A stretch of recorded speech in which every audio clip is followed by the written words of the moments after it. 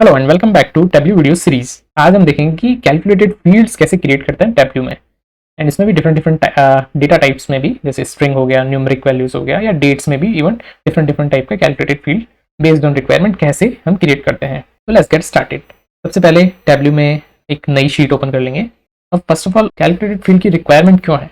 तो calculated field से हम अपने हिसाब से जो भी डिफरेंट पैरामीटर्स है वो कैलकुलेट कर सकते हैं। फॉर एग्जांपल हमारे पास सेल्स है, प्रॉफिट है, तो हमें चाहिए कि प्रॉफिट मार्जिन कितना हो रहा है पर्टिकुलर जगह पे, तो वो कैसे कैलकुलेट करेंगे? वो डायरेक्टली नहीं है। तो फॉर दैट या हमें चाहिए कि ग्रोथ कैसे हो रही है परसेंटेज टर्म्स में, है ना, ईयर ऑन ईयर ग्रोथ क्या है। या सपोज हमें कभी कस्टमर के फर्स्ट नेम लास्ट नेम के डिफरेंट डिफरेंट कॉलम्स है, हमें चाहिए full name of the customer एक ही कॉलम में, तो हम कैसे क्रिएट करेंगे? इस टाइप की चीज़ों के लिए क्रिएट कैलकुलेटेड फील्ड काफ़ी यूजफुल है। तो कैलकुलेटेड फील्ड क्रिएट करने के लिए दो तरह के ऑप्शन है। एक तो यहाँ पे जो एरो दिख रहा है इस पर क्लिक करेंगे, यहाँ पे क्रिएट कैलकुलेटेड फील्ड का ऑप्शन आएगा। यह है फर्स्ट ऑप्शन। लेकिन आपके ऊपर मेन्यू में अगर जाके आप एनालिसिस पे क्लिक करेंगे तो यहाँ पे क्रिएट कैलकुलेटेड फील्ड का ऑप्शन है और हम इसे कुछ भी यूज़ कर सकते हैं। तो मैं जैसे ये यूज़ कर रहा हूँ क्रिएट कैलकुलेटेड फील्ड। अब मेरे को चाहिए यहाँ पे suppose profit divide by sales, profit margin चाहिए।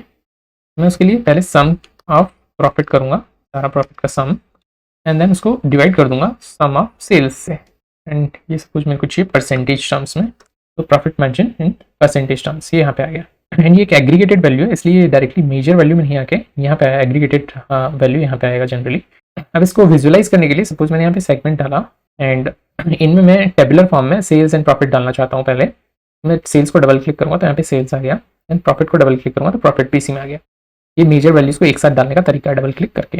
अदरवाइज आप अगर ड्रैग एंड ड्रॉप करते किसी कॉलम में तो एक वैल्यू आती है और वो अलग से चार्ट या वैसा कुछ बनता। अब जब हमारे पास प्रॉफिट एंड सेल्स है, सपोज अब इसका प्रॉफिट डिवाइड बाई सेल्स करना है तो प्रॉफिट मार्जिन आ जाएगा। तो इस फॉर्मूला को मैं डायरेक्ट डबल क्लिक करूँगा तो इससे प्रॉफिट मार्जिन आ गया। अब ये यहाँ पे जीरो है क्योंकि फॉर्मेट का थोड़ा इशू है। Issue as in the default format percentage में नहीं है, तो हम इसमें राइट क्लिक करके default properties number format change कर देंगे परसेंटेज।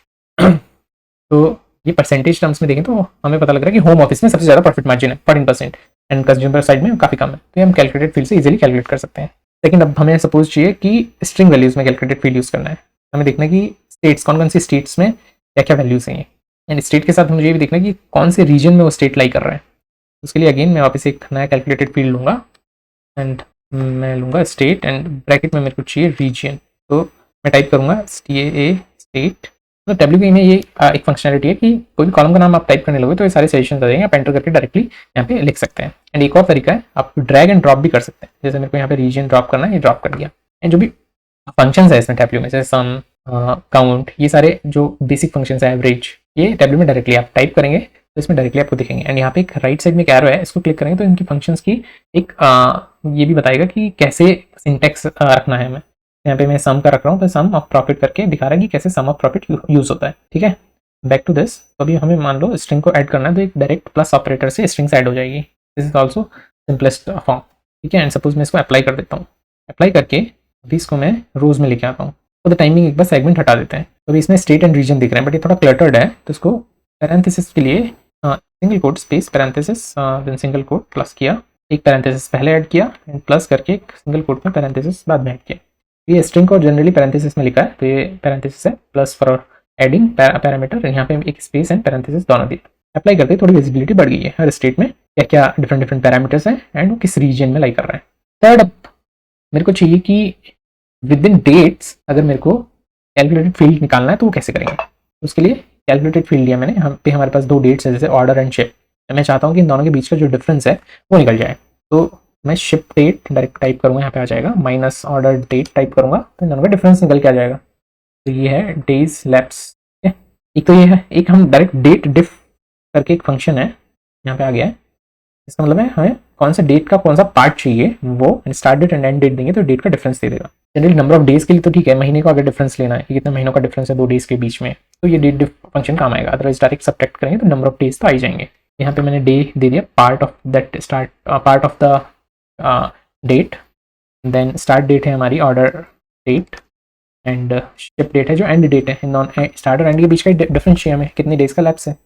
ओके कर दिया। अभी इस डेज लैप्स को सपोज मैं यहाँ पे डबल क्लिक करके लेके आता हूँ तो यहाँ पे ये सम दे रहा है, तो सम से कुछ इन्फॉर्मेशन नहीं मिलेगी। हमें देखना है कि एवरेज कितने डेज का डिले होता है, तो हम इस मेजर वैल्यू को चेंज करके एवरेज कर देंगे। ये हमने ऑलरेडी सीख रखा है। तो अभी हमें पता लग रहा है हर स्टेट में कुछ ना कुछ डेज का लैप्स है, कहीं 3 दिन, कहीं 4 दिन, कहीं 5 दिन ऑन एन एवरेज, और होने के और शिप होने के बीच का। करेक्ट। अभी हमने लास्ट वीडियो में सॉर्टिंग पढ़ा था, सपोज हमें अभी सॉर्ट करना है कि सबसे ज़्यादा लैप्स कहाँ हो रहा है।